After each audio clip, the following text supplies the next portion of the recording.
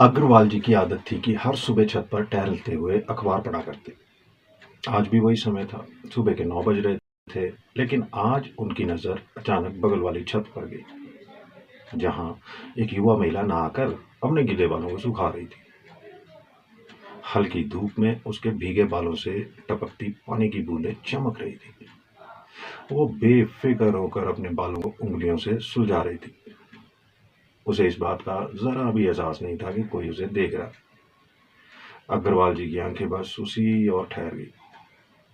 उनका अखबार कब नीचे झुक गया, उन्हें पता ही नहीं चला। उन्होंने थोड़ा और झुक कर देखने की कोशिश की, ताकि उनकी नजरों से कोई भी दृश्य छूट न जाए। लेकिन जैसे ही महिला ने जरा सा सिर घुमाया, अग्रवाल जी झट से पीछे हट गए, कहीं वो उन्हें देख न ले। अब वो और भी सतर्क होकर ओट में छुपकर चोरी छिपे उसे निहारने लगे। लेकिन आज की सुबह कल से थोड़ी अलग थी। जैसे ही अग्रवाल जी छत पर पहुंचे और अपनी नजरें बगल वाली छत की ओर घुमाई, उनका दिल तेजी से धड़क उठा। वो महिला फिर से वहीं खड़ी थी, बालों को संवारते हुए धूप सेक रही थी। अग्रवाल जी ने अपनी निगाहें जमा ली और पहले से भी ज्यादा इत्मीनान से निहारने लगे। हर एक हरकत, हर एक अंगड़ाई को वो अपनी आंखों में बसा लेना चाहते थे। उन्हें लग रहा था जैसे ये उनका नित्य कर्म बन चुका हो। लेकिन इस बार कुछ ऐसा हुआ जिसकी उन्हें उम्मीद नहीं थी। अचानक से उस महिला ने अग्रवाल जी की ओर देखा। उनका दिल जोर से धड़का। उन्होंने जल्दी से नजरें फेर ली और अखबार में मुंह छिपाने का नाटक करने लगे। लेकिन देर हो चुकी थी। महिला की नजरों में एक हल्की मुस्कान तैर गई थी, मानो उसने अग्रवाल जी की हरकतों को कब। अब अग्रवाल जी असमंजस में थे। क्या उनकी चोरी पकड़ ली गई, या फिर कुछ और ही चल रहा था?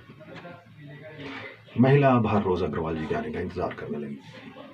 लेकिन फर्क ये था कि अब वो उन्हें खुलकर चिढ़ा रही थी।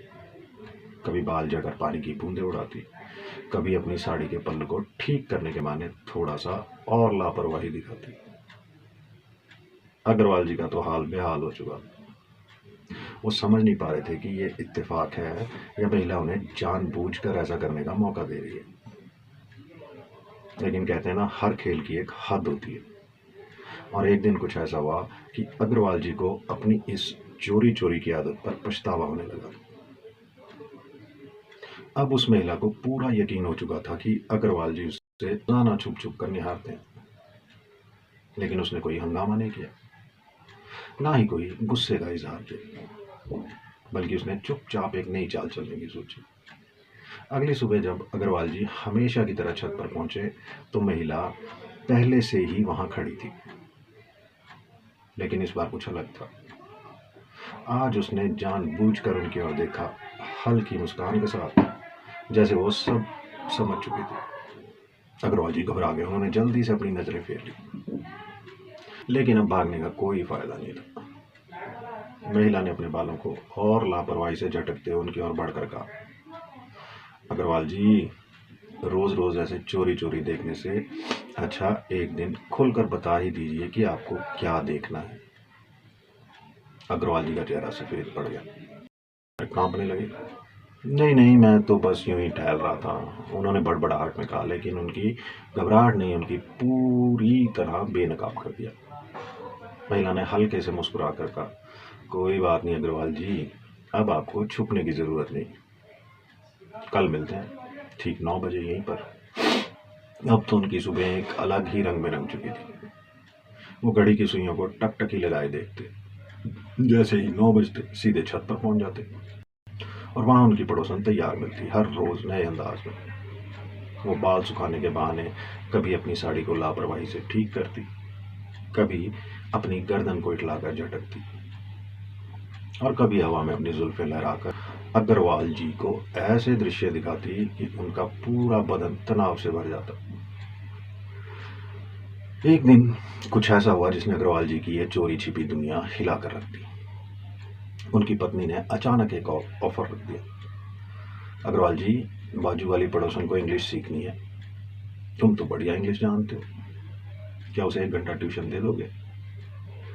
अग्रवाल जी तो मन ही मन खड़े होकर नाचने लगे। जिस पड़ोसन को वो छुप छुप कर देख रहे होते थे, अब उसी के साथ रोज 1 घंटा अकेले में बिताने का उन्हें मौका मिल रहा था, वो भी बिना किसी शक के।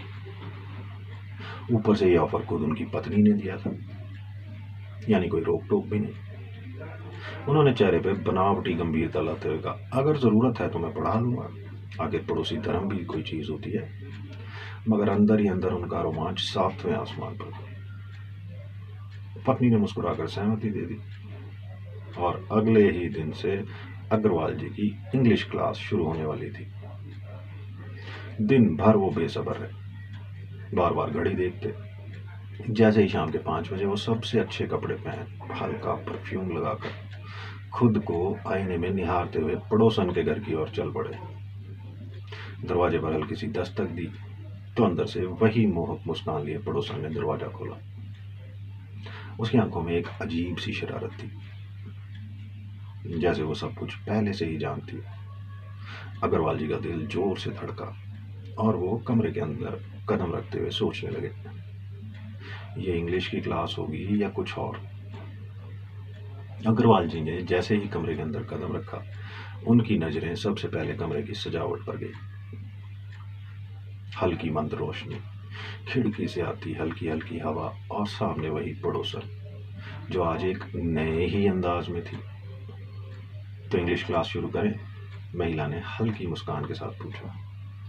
अग्रवाल जी ने गले को थोड़ा साफ किया और अपने अंदर की हलचल को छुपाने की कोशिश करते हुए बोले, हाँ हाँ बिल्कुल, क्लास तो शुरू करनी ही होगी। लेकिन दोस्तों, इससे आगे जो हुआ वो शायद अग्रवाल जी ने भी नहीं सोचा था। जैसे ही उन्होंने किताब खोली, महिला ने धीरे से उनकी ओर झुककर कहा, अग्रवाल जी, इंग्लिश सीखनी तो है, लेकिन उसने हल्के से उनकी आंखों में झांका, क्या आपको भी लगता है कि हमें कुछ और भी सीखना चाहिए? बस यहीं से कहानी ने नया मोड़ ले लिया। अब आगे क्या हुआ? क्या ये सिर्फ एक इंग्लिश की क्लास थी या फिर कोई ऐसा खेल जो अग्रवाल जी की दुनिया ही बदलने वाला था? क्या उनकी चोरी छिपी नजरों का यह सिलसिला अब खुलेआम किसी और ही दिशा में बढ़ने वाला था? या फिर इस कहानी में कोई ऐसा मोड़ आने वाला था जिसकी किसी ने कल्पना भी नहीं की थी? दोस्तों, पूरी कहानी जानने के लिए वीडियो को पूरा देखिए, क्योंकि आगे जो होने वाला है वो आपको हैरान कर देगा। दोस्तों, स्वागत है आपका स्टोरीज बाय सागू चैनल पर। आज मैं आपके लिए ऐसी कहानी लेकर आया हूँ जो ना सिर्फ आपके दिल को छू जाएगी, बल्कि आपको रोमांच से भर देगी। तो तैयार हो जाइए, क्योंकि इस कहानी में आगे जो होने वाला है वो आपको हैरान करने के साथ साथ सोचने पर भी मजबूर कर देगा। ये कहानी है खास, इसमें ड्रामा है, भावनाएं हैं और सबसे बड़ी बात, एक ऐसा ट्विस्ट जो आपको चौंका देगा। तो दोस्तों, पूरी कहानी का मजा लेने के लिए वीडियो को आखिर तक जरूर देखिए।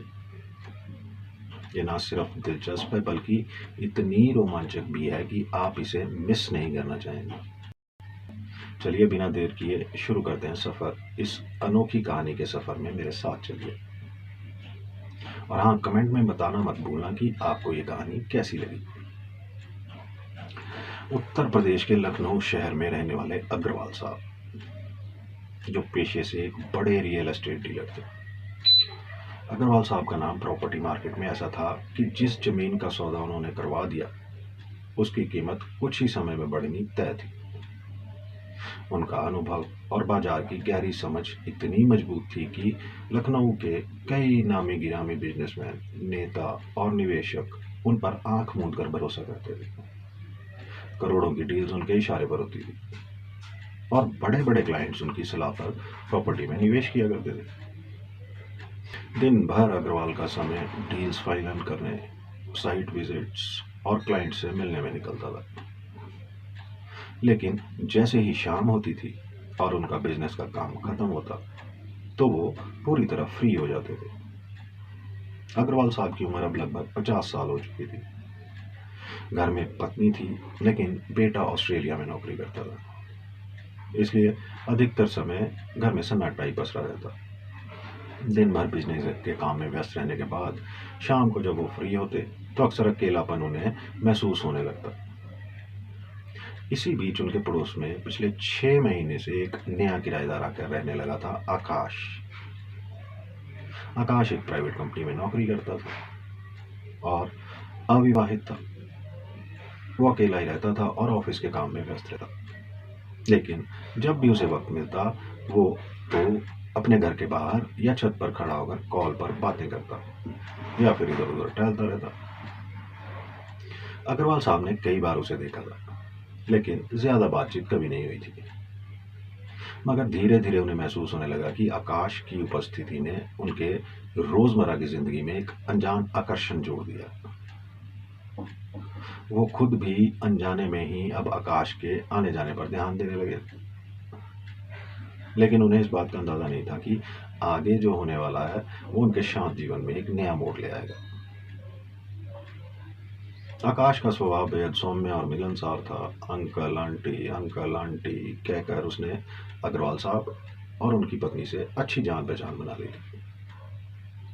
वो जब भी मिलता बड़ी इज्जत से बात करता, कोई जरूरत होती तो मदद भी कर देता। अग्रवाल साहब को भी वो लड़का भला और सीधा साधा लगता था। 6 महीने बीत गए और फिर एक दिन आकाश खुशखबरी लेकर आया। उसकी शादी तय हो गई थी। वो उत्तर प्रदेश का ही रहने वाला था और जल्द ही उसकी शादी होने वाली थी। कुछ ही दिनों बाद वो एक खूबसूरत शादी का कार्ड लेकर आया और बड़े आदर के साथ बोला, अंकल आंटी मेरी शादी फिक्स हो गई है, ये कार्ड आपके लिए, आपको जरूर आना है। अग्रवाल साहब और उनकी पत्नी ने मुस्कुराते हुए कार्ड लिया और कहा, बिल्कुल बेटा, जरूर आएंगे। ये सुनकर आकाश बहुत खुश हुआ। लेकिन कहाँ ये लोग उत्तर प्रदेश, खैर नोएडा भी उत्तर प्रदेश में ही है, लेकिन उसका गांव जो था काफी दूर था, तो वो कहाँ ही जाने वाले थे शादी में। सोचा यहीं जब लौट करके आएगा, जो जो लेना देना है, जो फॉर्मेलिटीज, वो यहीं पूरी कर देंगे। 15 से 20 दिन के बाद आकाश जो है लौट के घर आता है तो अपनी पत्नी को साथ लेकर आता है, पत्नी जिसका नाम नेहा होता है। और ये वही नेहा थी जिसे अग्रवाल जी जब छत पर गए थे तो बाल सुखाते हुए देखा था। और जब बाल सुखाते हुए देखा तो सब कुछ देखने लगे। आकाश के घर में अब पहले से ज्यादा चहल पहल थी, हंसी ठिठोली, बातचीत। आकाश की पत्नी के आने से घर में एक नई रौनक आ गई थी। लेकिन इसके साथ ही अग्रवाल साहब के जीवन में भी कुछ बदलने लगा। अब वो शाम को छत पर खड़े होते तो पहले की तरह आकाश अकेला नहीं दिखता था। अब उसके साथ उसकी पत्नी होती थी। दोनों साथ बैठकर चाय पीते, बातें करते, कभी कभी खिलखिलाकर हंसते। अग्रवाल साहब अनजाने में ही अब उनके घर की हलचल पर ज्यादा ध्यान देने लगे थे। कभी कभी वो छत से ऐसे ही झांकते मानो कोई खास चीज देखने आए हो। जब भी आकाश की पत्नी छत पर अकेली होती तो उनके मन में एक अजीब सी हलचल दौड़ने लगती। आगे की कहानी बेहद दिलचस्प होने वाली है, इसलिए जुड़े रहिए और वीडियो को पूरा देखिए, क्योंकि जो होने वाला है वो आपको चौंका देगा। आकाश जब अपनी पत्नी नेहा को लेकर घर लौटा तो पूरे मोहल्ले में हलचल मच गई। नया नवीला जोड़ा था, सबकी निगाहें उन पर थी। लेकिन अग्रवाल साहब की निगाहें कुछ अलग ही खोज रही थी। धीरे धीरे दोनों परिवारों का आपसी प्यार बढ़ता गया। नेहा अक्सर ही अग्रवाल जी के घर पर उनकी पत्नी के साथ समय बिताती। इसी बीच एक दिन जब अग्रवाल साहब किसी काम से बाहर गए हुए थे, घर में उनकी पत्नी और नेहा की बातें चल रही थी। साथ में आकाश भी बैठा था। बातों बातों में नेहा की इंग्लिश को लेकर चर्चा होने लगी। अग्रवाल साहब की पत्नी, अब इसे भी अंग्रेजी सीखनी चाहिए, अगर अंग्रेजी अच्छी हो जाएगी तो कोई अच्छी जॉब भी लग सकती है। इस पर नेहा ने मासूमियत से मुस्कुराते हुए कहा, हाँ आंटी, मैं भी सोच रही थी कि कोई अच्छा टीचर मिल जाए तो थोड़ा सीख लूं। अब ये सुनकर आकाश ने जो बात कही उसने माहौल ही बदल दिया। अरे इंग्लिश सिखाने के लिए किसी और की क्या जरूरत है, अंकल तो पहले से ही इतने अच्छे इंग्लिश स्पीकर हैं, वो पढ़ा देंगे। बस ये सुनते ही नेहा की आंखों में एक अजीब सी चमक आ गई। अब सवाल ये था कि क्या ये सिर्फ एक या नेहा के इरादे कुछ और थे। और सबसे बड़ा सवाल, अग्रवाल साहब इस मौके का कैसे फायदा उठाने वाले थे। अग्रवाल साहब की पत्नी जब उनके पास आकर बोली, सुनिए, आकाश कह रहा था कि नेहा को अंग्रेजी सीखनी है। मैंने सोचा अगर आपके पास समय हो तो आप ही सिखा दीजिए। आखिर घर की बात है, कौन बाहर जाकर ट्यूशन के झंझट में पड़े। बस ये सुनते ही अग्रवाल साहब का दिल जैसे बल्लियों उछल पड़ा, लेकिन चेहरे पर गंभीरता बनाए रखते हुए उन्होंने थोड़ा नखरा दिखाया। अरे मेरे पास टाइम कहाँ है, दिन भर बिजनेस का इतना काम रहता है, ऊपर से अंग्रेजी सिखाना कोई आसान काम थोड़ी है। उनकी पत्नी ने कहा, अजी आप कौन सा पहली बार किसी को पढ़ाने वाले हैं, आपकी अंग्रेजी इतनी अच्छी है, आपसे बेहतर कौन सिखाएगा। और फिर हमारे अच्छे पड़ोसी हैं, नेहा हमारी बहू के जैसे ही है, बाहर कहीं भेजने से तो अच्छा है कि घर में ही सीख ले। अब इतनी मनुहार के बाद भी अगर वो मना कर देते तो शक की बात होती। थोड़ा नखरा दिखाने के बाद आखिरकार उन्होंने हामी भर दी। जब यह खबर नेहा तक पहुंची तो उसके चेहरे पर हल्की सी मुस्कान आई। उसकी आंखों में वही पुरानी शरारत झलक रही थी जो अग्रवाल साहब ने पहली बार छत पर देखी। अब असली खेल तो शुरू होने वाला था। ट्यूशन की क्लास में, जहां सिर्फ किताबें नहीं खुलने वाली थी बल्कि अनकही बातें भी खुलने की कगार पर थी। अग्रवाल साहब जब पहली बार आकाश के घर पहुंचे तो अंदर जाकर देखा कि आकाश भी मौजूद था और नेहा भी। आकाश मुस्कुराते हुए बोला, अंकल ये मेरी पत्नी नेहा है, नेहा ये अंकल हैं, अब से तुम्हें अंग्रेजी पढ़ाएंगे।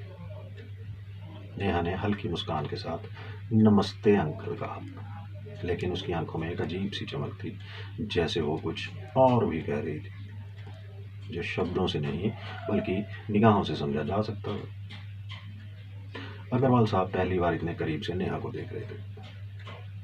वो छत वाला एक झलक का नजारा आज पूरी तरह उनके सामने था। उन्होंने नेहा को ऊपर से नीचे तक इस नजरिए से देखा जिसे शब्दों में कहना मुश्किल था। नेहा हल्के गुलाबी रंग की सूती साड़ी पहने हुई थी, उसके खुले बाल हल्की हल्की खुशबू बिखेर रहे थे। अग्रवाल साहब की नजरें जैसे ही उसके चेहरे से होती हुई नीचे की ओर सरकी, उनके दिल की धड़कनें तेज होने लगी। नेहा शायद उनकी निगाहों का मतलब समझ चुकी थी, लेकिन उसने किसी तरह का कोई भाव नहीं दिखाया। बस हल्के से मुस्कुरा दी, अंकल बैठिए ना, मैं पानी लाती हूँ। अब ये ट्यूशन सिर्फ पढ़ाई तक सीमित रहने वाली थी या कुछ और भी सीखने सिखाने का दौर चलेगा, इसका जवाब वक्त ही देने वाला था।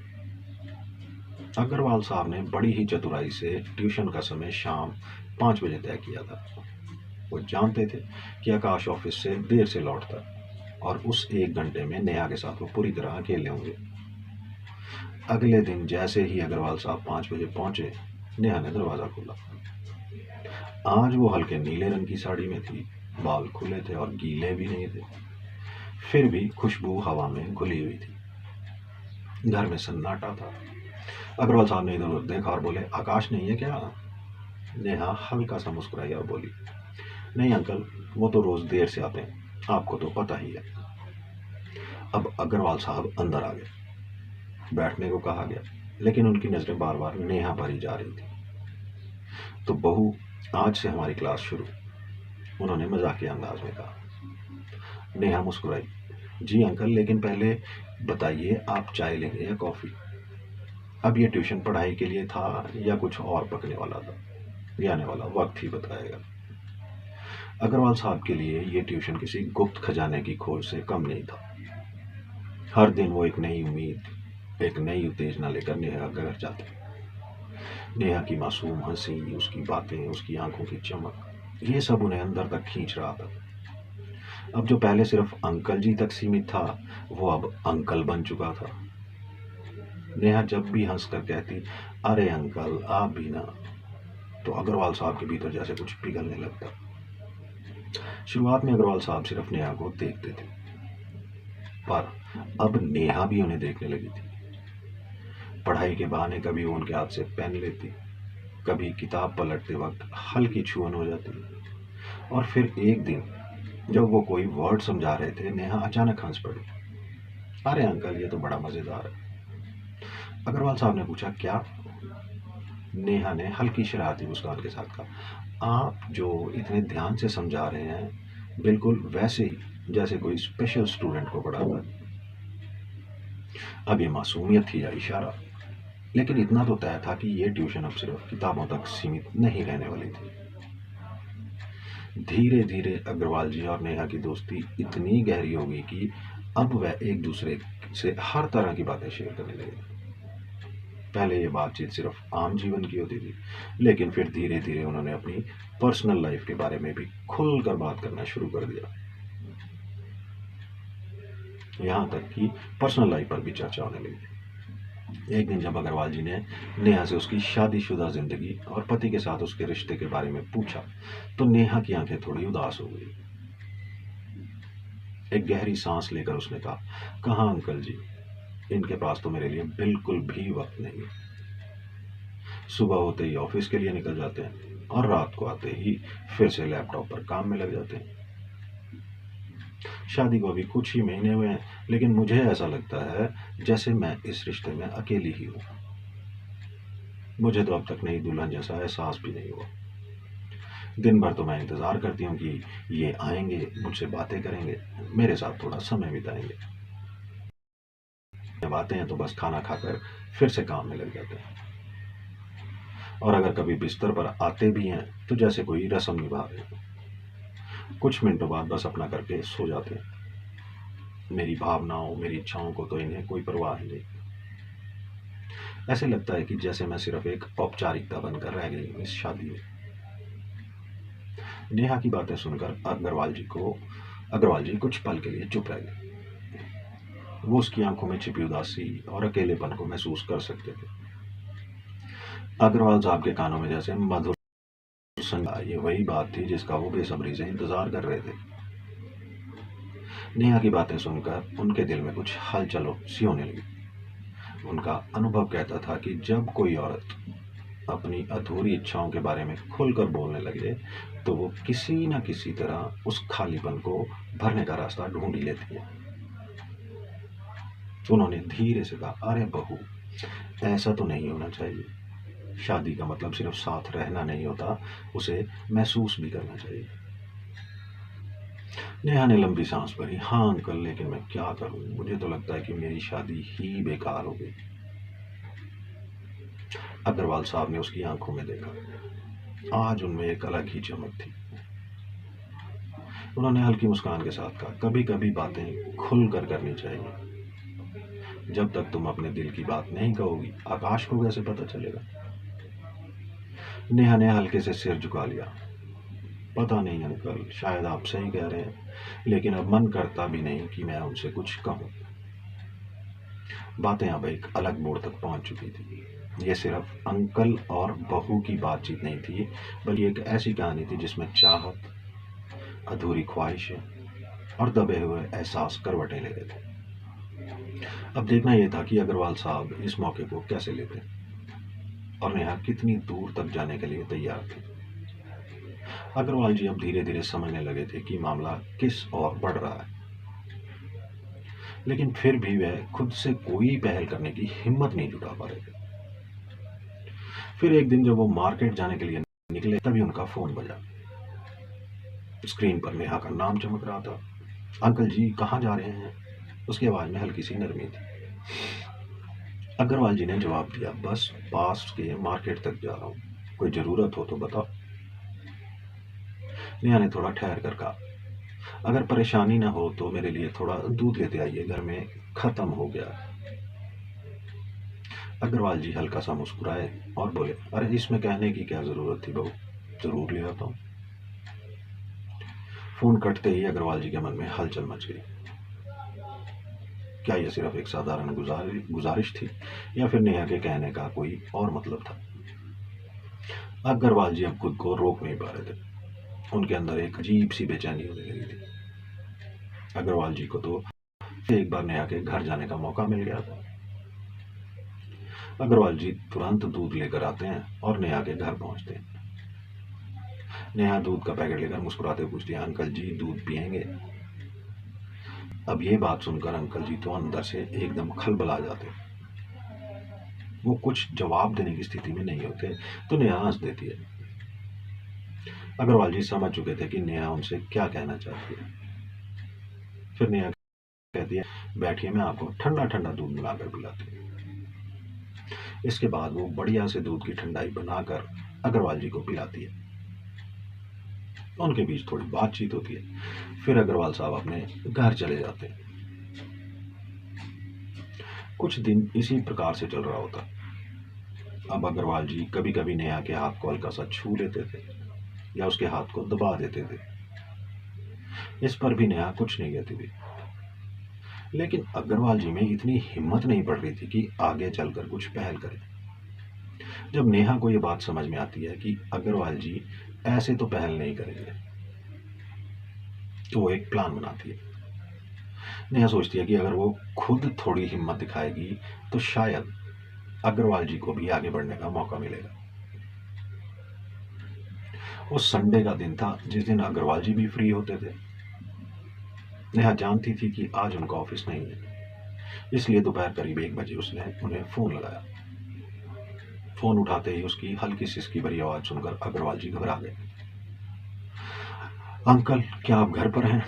नेहा ने कराहते हुए पूछा। अग्रवाल जी तुरंत सतर्क हो गए। हाँ बेटा घर पर ही हूँ, क्या हुआ? तुम ठीक तो? ये आवाज ऐसी क्यों लग रही है? नेहा ने हाँफते हुए जवाब दिया, अंकल मैं घर की सफाई कर रही थी, सीढ़ियों से गिर गई हूँ। मेरी कमर में भयानक मोच आ गई है, मैं तो उठने की भी स्थिति में नहीं हूँ। अग्रवाल जी चिंतित हो गए। तुम घबराओ मत, मैं अभी आता हूँ। जल्दी से उन्होंने अपनी पत्नी से कहा, मैं जरा पास तक ही जाकर आ रहा हूँ, थोड़ी देर में आता हूँ। मगर उन्होंने ये नहीं बताया कि वो नेहा के घर जा रहे हैं। धीरे से पत्नी की नजर बचाकर वो पड़ोस में नेहा के घर की ओर बढ़ गए। अग्रवाल जी ने जैसे ही अंदर कदम रखा, उनकी नजर नेहा पर पड़ी। जो फर्श पर बैठी थी, उसका चेहरा दर्द से लथपथ था। उसकी नाजुक कमर और पीठ में ऐसा तेज दर्द था कि वो हिल भी नहीं पा रही थी। अग्रवाल जी का दिल एक पल के लिए थम सा गया। वो तुरंत उसके पास पहुंचे, अपने घुटनों पर झुके और उसकी ओर देखते हुए प्यार भरी आवाज में बोले, नेहा क्या हुआ, तुम ठीक तो हो ना? नेहा ने उनकी ओर देखा। उसकी आंखों में दर्द के साथ साथ एक उम्मीद की किरण थी, मानो वो अग्रवाल जी को अपना सहारा मान रही है। उसने धीरे से थकी हुई आवाज में कहा, अग्रवाल जी मेरी कमर और पीठ में बहुत तेज दर्द है, शायद मैंने गलती से कुछ भारी उठा लिया। उनकी बात सुनते ही अग्रवाल जी के चेहरे पर चिंता की लकीरें उभर आई। वो बोले, चलो मैं तुम्हें मदद करता हूँ। उन्होंने अपने मजबूत हाथों से नेहा को सहारा देने की कोशिश की, लेकिन नेहा के लिए खड़ा होना नामुमकिन था। उसकी हर कोशिश उसे और दर्द दे रही थी। अग्रवाल जी ने एक पल भी नहीं सोचा, उन्होंने नेहा को अपनी मजबूत बाहों में उठा लिया, जैसे कोई नन्हा बच्चा हो। उस पल नेहा का दिल जोर धड़क उठा। अग्रवाल जी के हाथों की गर्मी और उनकी छाती की मजबूती को महसूस करते उसकी सांसें तेज हो गई। वो उसे धीरे से पलंग पर ले गए और बड़े प्यार से लिटा दिया, मानो वो कोई नाजुक फूल हो जिसे संभालने में जरा सी भी लापरवाही न हो। कहाँ दर्द है? अग्रवाल जी ने पूछा। उनकी आवाज में गहरी चिंता और नरमी थी। नेहा ने अपनी कमर और पीठ की ओर इशारा करते हुए कहा, यहाँ अग्रवाल जी, शायद थोड़ी मालिश से आराम मिल जाए। बाम चाहिए? उन्होंने सवाल किया। हाँ, नेहा ने जवाब दिया, लेकिन आकाश अभी घर पर नहीं है, पता नहीं कब तक आएगा, तब तक ये दर्द सहना मुश्किल है।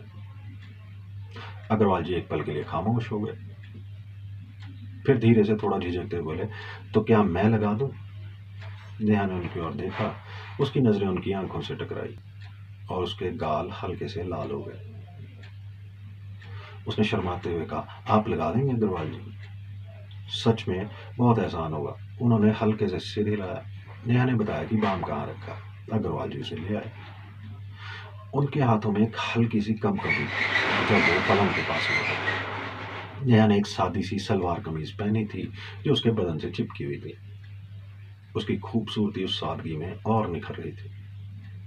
अग्रवाल जी के पास आते ही नेहा ने बिना कुछ कहे अपनी कुर्ती को धीरे धीरे ऊपर उठाया। उसकी नरम मुलायम कमर और पीठ उनके सामने आ गई। वो पलंग पर पेट के बल लेट गई। उसकी सांसें अब और तेज हो चुकी थी।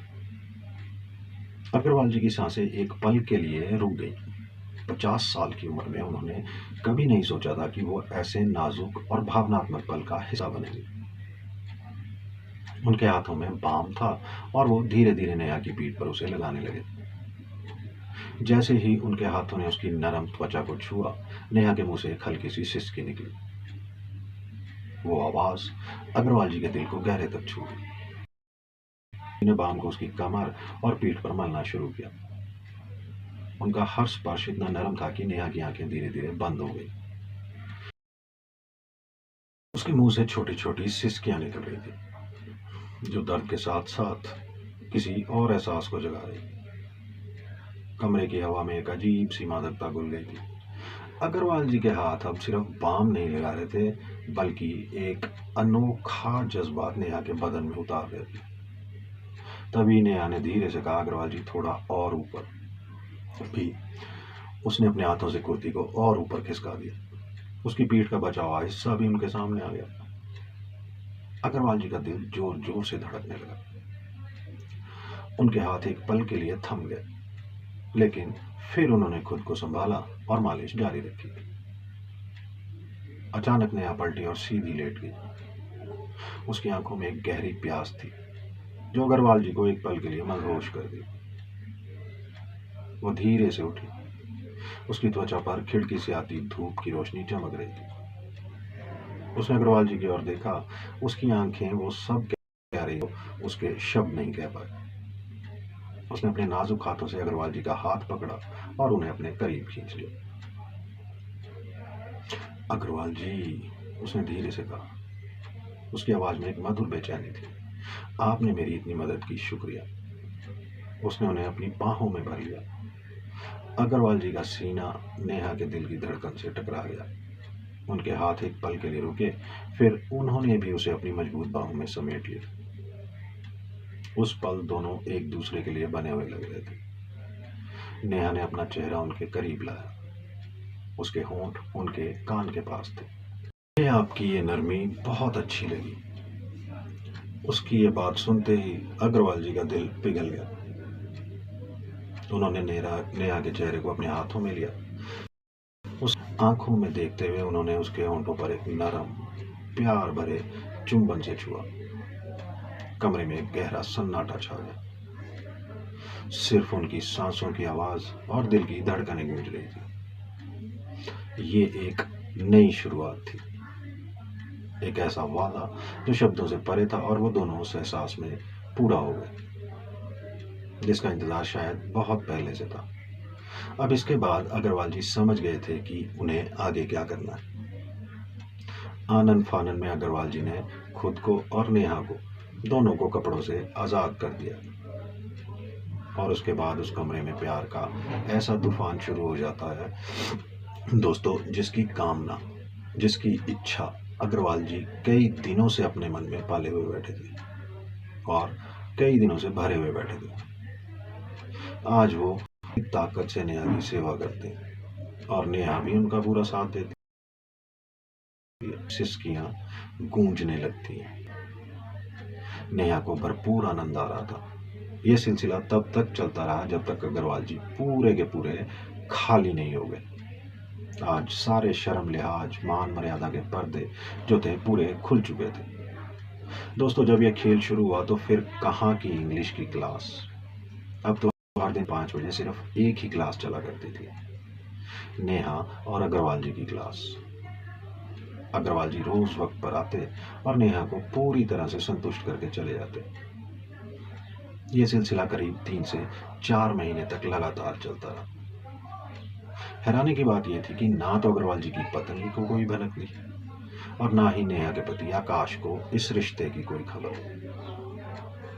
वक्त के साथ दोनों के बीच इतनी गहरी नजदीकियां हो गई कि अग्रवाल जी की हर छोटी बड़ी बात नेहा को पता होती थी। अग्रवाल जी रियल एस्टेट के बड़े खिलाड़ी थे। उनके पास कई नामी प्रोजेक्ट्स थे और बड़े बड़े बिल्डरों से उनकी अच्छी जान पहचान थी।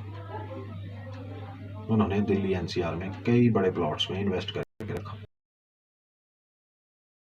करोड़ों रुपए उनसे जुड़े हुए थे। उनकी पावरफुल पर्सनैलिटी और पैसा दोनों ही उन्हें एक अलग रुतबा देते थे। सब कुछ बढ़िया चल रहा था, लेकिन फिर एक दिन ऐसा कुछ हुआ जिसने पूरे मोहल्ले को हिलाकर रख दिया। एक सुबह जब सूरज की किरणें अभी अभी फैल रही थी, रियल एस्टेट टाइकून अग्रवाल जी की मौत हो गई थी। पहले तो ऐसा लगा कि उन्होंने अपने घर में फांसी लगाकर आत्महत्या कर ली। अग्रवाल जी इलाके के बड़े नाम थे। रियल एस्टेट का कारोबार करोड़ों में चलता था। लोग हैरान थे कि इतना सफल इंसान ऐसा कदम कैसे उठा सकते। कुछ का कहना था कि उनके प्रोजेक्ट्स फेल होने और कर्ज के बोझ से ने उन्हें मजबूर किया होगा। लेकिन क्या यह सच था या कुछ और छुपा हुआ था? पुलिस तुरंत हरकत में आई। अग्रवाल जी का घर बहुत बड़ा था और वहां उनकी पत्नी मौजूद थी, जो अभी अभी बाहर से लौटी थी। वो सदमे में थी, उसकी आंखों में आंसू थे, लेकिन वो चुप थी। सबसे पहले उनकी नौकरानी ने लाश देखी थी। उसने बताया, मैं सुबह आई, दरवाजा खटखटाया, कोई जवाब नहीं मिला। फिर एक चाबी मेरे पास थी जिससे खोलकर मैं अंदर गई और ड्राइंग रूम में उन्हें लटके हुए देखा। पुलिस को ना सुसाइड नोट मिला, ना कोई बड़ा सुराग, सिर्फ अग्रवाल जी की लाश और गले में रस्सी। फिर पुलिस ने उनका फोन चेक किया। आखिरी कॉल नेहा नाम की पड़ोसन को थी। कॉल लॉग में महीनों से बातचीत की, कई मैसेज डिलीट भी किए गए थे। पुलिस को शक हुआ कि यह मामला आत्महत्या से कहीं ज्यादा गहरा। अग्रवाल जी की पत्नी को जब नेहा का नाम पता चला तो उसके चेहरे पर संदेह की छाया दिखी। पुलिस ने नेहा से पूछताछ की, लेकिन उसकी बातों में झिझक थी। फिर बैंक स्टेटमेंट से खुलासा हुआ, अग्रवाल जी ने नेहा को लाखों रुपए ट्रांसफर किए थे। क्या यह ब्लैकमेल था या कोई गहरा रिश्ता? पुलिस को जवाब चाहिए था। पोस्टमार्टम रिपोर्ट ने सब उलट पुलट कर दिया। अग्रवाल जी की आत्महत्या नहीं हुई थी, उनकी हत्या की गई थी। गले पर रस्सी के निशान असामान्य थे, शरीर पर चोटें थी और खून में जहर के हल्के निशान मिले। ये साफ था कि कोई उन्हें मारना चाहता था, लेकिन कौन और क्यों? जांच में पता चला कि घर से 80 लाख रुपए गायब थे, जो अग्रवाल जी ने एक डील के लिए रखे हुए थे। पुलिस ने सीसीटीवी फुटेज खंगाली। एक धुंधली क्लिप में रात 12:45 दो लोग उनके घर में घुसते दिखे, एक पुरुष और एक महिला। सुबह 2:30 वे दो बड़े बैग लेकर निकले। फुटेज साफ करने पर चेहरा सामने आया, नेहा और उसके पति आकाश। पुलिस ने नेहा और आकाश को पकड़ा। सबूतों के सामने वो टूट गए। नेहा ने कबूल किया कि उसका अग्रवाल जी के साथ अफेयर था। जब आकाश को पता चला, उसने इसे मौके में बदल लिया। उसने नेहा को अग्रवाल जी से पैसे ऐंठने के लिए मजबूर किया। जब अग्रवाल जी ने और पैसे देने से मना किया तो दोनों ने उनकी हत्या की साजिश रची। उस रात वो आए, पीने में सेडेटिव मिलाया, लेकिन अग्रवाल जी ने विरोध किया। आकाश ने उनका गला दबा दिया और फिर लाश को आत्महत्या का रूप देने के लिए लटका दिया और 80 लाख रुपए लेकर वो भागे, ये सोचकर कि बच निकलेंगे। पुलिस ने पैसे कर लिया। उन पर हत्या और साजिश के आरोप लगे। नोएडा का ये मोहल्ला, जो कभी सदमे में था, अब एक सबक सुना रहा था। सच हमेशा सामने आ ही जाता है। अग्रवाल जी की कहानी लालच और विश्वासघात से शुरू हुई, लेकिन न्याय के साथ खत्म हुई। पुलिस ने पूरे पैसे बरामद किए। नेहा और आकाश पर हत्या, साजिश और सबूत मिटाने के संगीन आरोप लगे। मीडिया में एक केस चर्चा का विषय बन गया। एक हाई प्रोफाइल मर्डर और एक परफेक्ट प्लान जो आखिरकार फेल हो गया। अब अदालत में यह देखना दिलचस्प होगा कि नेहा और आकाश होती है। दोस्तों, नेहा और अग्रवाल जी की इस कहानी को आखिर तक देख बहुत बहुत शुक्रिया। अगर आपको ये कहानी पसंद आई हो तो दोस्तों कृपया हमारे चैनल को सब्सक्राइब करना ना भूलें।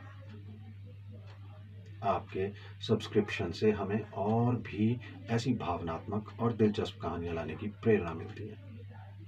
और हाँ, कमेंट बॉक्स में जरूर बताइए कि आपको ये कहानी कैसी लगी। आपकी राय हमारे लिए बहुत कीमती है। क्या इस कहानी में आपका कोई खास पल था जो आपको सबसे ज़्यादा पसंद आया? हमें ये जानने का बहुत मन है। दोस्तों, आपका प्यार और समर्थन ही हमारी सबसे बड़ी ताकत है। आपके बिना ये चैनल अधूरा है। तो चलिए मिलते हैं कहानी में। तब तक के लिए और मुस्कुराते रहिए। अगली कहानी तक के लिए जिंदगी जिंदाबाद।